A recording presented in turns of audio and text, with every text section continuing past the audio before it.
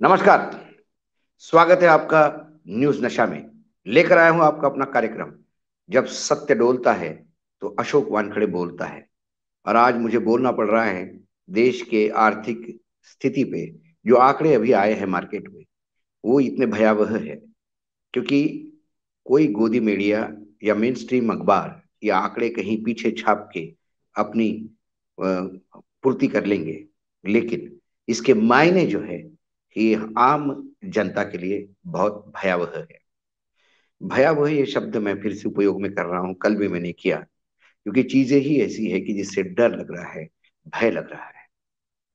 हाल ही में जो आंकड़े आए वो आंकड़े ये बताते हैं कि हमारे देश पे कर्जा कितना है सरकार पे। जब पिछले बजट में प्रस्तुति हुई थी तो हमारे वित्त मंत्री ने ये कहा था, मतलब बजट डॉक्यूमेंट जो है वो ये बताता है कि डॉलर का फ्लैक्चुएशन ध्यान में रखते हुए हमारे देश पर 150 लाख करोड़ का कर्जा हो सकता है।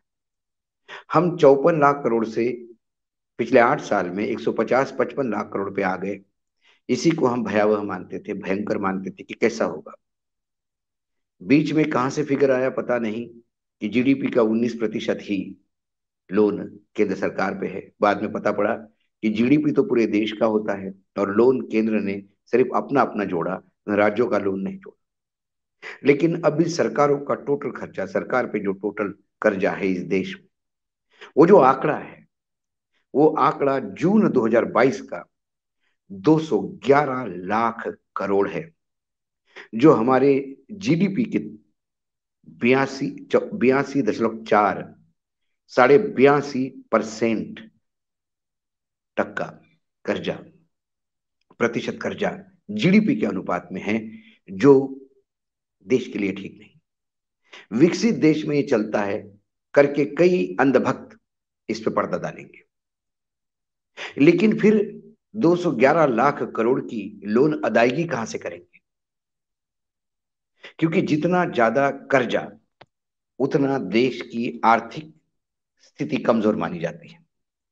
यदि मैं आपको आंकड़ों में बताऊं तो 2017 2022 ये 5 साल क्या एक रिपोर्ट है।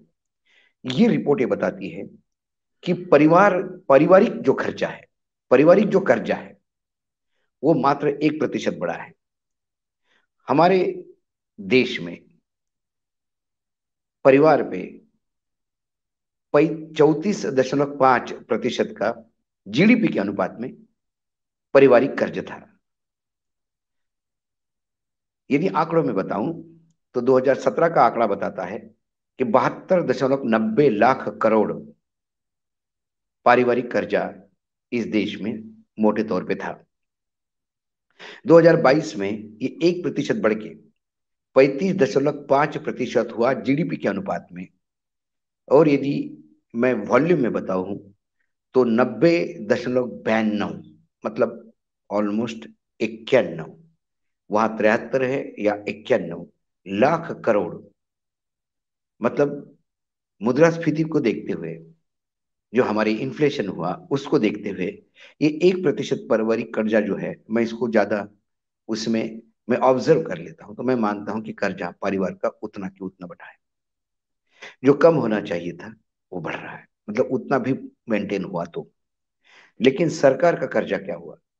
2017 में सरकार पे 146.12 लाख करोड़ का कर्जा था, जो जीडीपी के 69.5, मतलब ऑलमोस्ट 70% जीडीपी के अनुपात में था। अब वो जून 2022 में जो आंकड़े आए हैं वो 211 लाख करोड़ है। ये 82.4 जीडीपी के अनुपात में है। मतलब करीब करीब 12% की बढ़ोतरी, 13% की बढ़ोतरी हमारे सरकार के कर्जे में हुई। अब हमारे यहाँ परिवार है, सरकारें, और फिर आता है कारपोरेट सेक्टर। कारपोरेट सेक्टर में 2017 में 58.3% जीडीपी के कारपोरेट पे कर्जा था, कंपनियों पे, विभिन्न कंपनियों पे टोटल कर्जा था देश में। अब देश के कारपोरेट सेक्टर में जून 2022 में ये कर्जा घट के 52.3% आया है, 6% घटा है। कंपनियों ने कर्जे से परहेज किया। कर्जे से कंपनी तब परहेज करती है कि जब कंपनी अपने खर्चे में कटौती करते हैं, एक्सपांशन नहीं करती, खर्चे में कटौती करती है, अब एम्प्लॉयज की छटनी करती है। ये तब करती है जब मांग मार्केट में नहीं होती। यदि मार्केट में मांग निकलती है तो कंपनियां खुल के एक्सपांशन करती है, नए लोग हायर करते हैं, क्योंकि उन्हें पता है इस मांग की पूर्ति करने के लिए, डिमांड को सप्लाई देने के लिए हम लगातार नया नया एक्सपांशन करेंगे, तो माल बिकेगा तो पैसा भी आएगा, प्रॉफिट भी बढ़ेगा। लेकिन जब मांग नहीं है, बड़ी अजीब स्थिति है इस देश में। मांग नहीं है लेकिन महंगाई है। महंगाई बढ़ती मांग के कारण होती है। यहां मांग नहीं है, महंगाई है। महंगाई इसलिए है कि लोगों के पास पैसा ज्यादा है तो बाइंग पावर है, लेकिन मार्केट में कैश क्रंच है, नकदी की दिक्कत है, महंगाई है। क्योंकि लोग पैसे पे बैठे हुए हैं। पैसा जो सर्कुलेशन के लिए होता है वो लोग एक जगह रुक गया है, क्योंकि लोगों का सरकारी नीतियों पे विश्वास ही खत्म हो गया, बैंकिंग सिस्टम पे विश्वास खत्म हो गया। इसलिए जिसके पास जो पैसा है वो दबा के अपने घर बैठा है। जब सर्कुलेशन में पैसा नहीं आएगा, और महंगाई इसलिए हो रही है कि पूर्ति नहीं है, डिमांड थोड़ी बहुत है। पूर्ति इसलिए नहीं है कि कोविड के बाद और नोटबंदी के बाद जो कमर टूटी वो ठीक ही नहीं हुई है। अब बड़ी अजीब सी बात है कि जब ये मैं आंकड़े आपको बता रहा था, तो ये जब कर्जा बढ़ता है देश पे तो उसके नुकसान क्या है, मोटे मोटे तौर पे। जब भी बाहर का निवेश देश में होता है, औद्योगिक निवेश, वो सबसे पहले देश की आर्थिक स्थिति देखता है। यदि आपके कर्जे ज्यादा है आप पे, तो फिर वो लोग थोड़े बैकफुट पे आते हैं। वो दूसरी जगह ढूंढते हैं जहां कम कर्जे के बोझ वाली सरकार हो। कर्जे के वजह से क्यों कंपनियां दूर भागती है, उसका कारण है क्योंकि आयातित, यदि आपकी अर्थव्यवस्था है यानी आयात पे डिपेंड है, तो फिर कर्जा के महंगाई के साथ, बाहर के महंगाई के साथ आपकी महंगाई बढ़ती है। आपके पैसे की, करेंसी की वैल्यू फ्लैक्चुएट होती है, जो आपके हाथ में नहीं रहती। आप, ताकत ही नहीं है आपकी कि आप अपने रुपए को ठीक से संभालें, क्योंकि आप आयात पे निर्भर है। मैं कई दिनों से कहते आ रहा हूं कि हमारा आयात ज्यादा है, हमारा निर्यात कम है। और जो बीच का गैप है वो कई अरबों डॉलर का है, खरबों का है। दूसरी बात, जितना कर्जा ज्यादा उतने रिस्क ज्यादा। जिस पे ज्यादा कर्जा होता है वो कोई भी इन्वेस्टमेंट करता है तो रिस्क है उसमें। कोई भी उसको पैसे देता है तो रिस्क है उसमें कि ये ऑलरेडी कर्जदार है, ये दे पाएगा कि नहीं दे पाएगा, यहां से पैसा वापस आएगा कि नहीं वापस आएगा।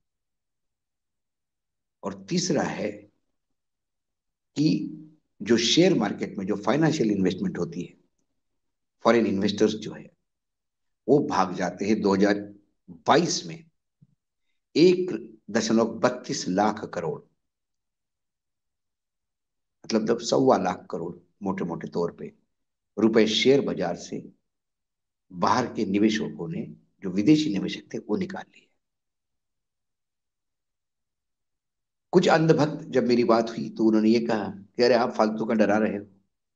अमेरिका में देखिए, अमेरिका में जो कर्जा 1,531 लाख करोड़ था, वो बढ़ के 2,252 लाख करोड़ हो गया, दुगना हो गया। हमारे जीडीपी का जो अनुपात है वो आता है 82.5%। अमेरिका में ये अनुपात कई 123% तक बढ़ा है। लेकिन फिर अमेरिका की आर्थिक स्थिति क्या है? हाल ही में अमेरिका सरकार ने 31.4 लाख करोड़ का कर्जा ले चुकी है, डॉलर का, जो उन्हें संसद ने परमिट किया हुआ है। अब वित्त मंत्री लगातार संसद को गुहार लगा रहे हैं कि कर्जे की सीमा बढ़ाओ, और संसद है को मान नहीं रही है, क्योंकि उन्हें लगता है कि कर्जा की सीमा बढ़ाने से कर्ज ज्यादा होगा तो इसकी अदायगी कहां से होगी। इसका सोल्यूशन सरकार के पास नहीं है, रोड मैप सरकार के पास नहीं, जो हमारे सरकार के पास भी नहीं है। उसके बाद अब सरकार कुछ बॉन्ड और सिक्योरिटी बिल्स के भरोसे तनख्वाहें बांट रही है। जून तक का तो समय निकाल देंगे, लेकिन जून में ये जो बॉन्ड और सिक्योरिटी बिल्स अभी जा रहे हैं, इनका जब भुगतान होगा वो कहां से देंगे, ये बड़ा प्रश्न चिन्ह है।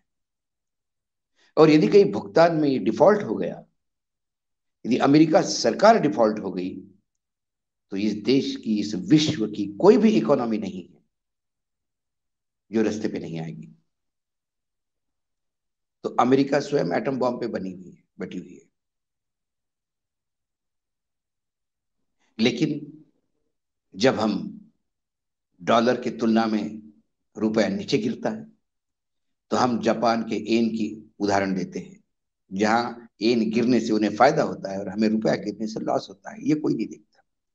जब हम जीडीपी के अनुपात में कर्जे की बात करते हैं, तो आप बात करते हो अमेरिका की, वहां तो 123% है। क्या डरने की जरूरत है। लेकिन अमेरिका की आर्थिक हालत भी देखिए। लंका में 101% हो गया था तो लंका रास्ते पे आ गई थी। आज पाकिस्तान लंका के कागार पे पहुंच गया है। हमारे यहां सरकारें और क्या बेचेगी। पुरानी सरकारों की कमाई हुई पूंजी सरकार बेच रही है, एलआईसी बेच रही है, ये बेच रही है, एयर इंडिया बेच दिया। एक समय आएगा कि सरकार के पास बेचने के लिए कुछ नहीं रहेगा। हम जीएसटी का गाना गाते हैं कि हम जीएसटी में बहुत ज्यादा उठाव आया है, जीएसटी में बहुत ज्यादा पैसा हमने कमाया है। लेकिन जीएसटी में जो आईजीएसटी कंपोनेंट है, जो इंपोर्ट पे जो ड्यूटी लगती है, इंपोर्ट पे जो सेस लगता है, वह आपके जीएसटी का 1/3 ले जाता है। तो इंपोर्ट पे जब जीएसटी लगाते हो, जब इंपोर्ट पे सेस लगाते हो, उसका पैसा यदि आप बताते हो कि हमने ज्यादा कर लिया, वो तो आप ही का दिया हुआ गड्ढा है। वो तो और महंगाई को तड़का देगा। इंपोर्ट की हुई चीजें जब जीएसटी आईजीएसटी भी लगेगी और तो सेस भी लगेगा, तो और महंगा होके आएगी, तो फिर और महंगाई होगी। महंगाई बढ़ेगी तो फिर उस अनुपात में जीएसटी का कलेक्शन बढ़ेगा, तो फिर आप कहते हो कि जीएसटी बढ़ा है।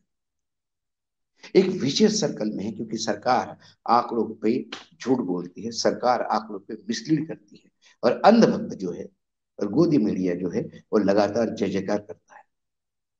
न्यूज नशा में लोगों के सामने सच्चाई लाने का प्रयास करता हूं।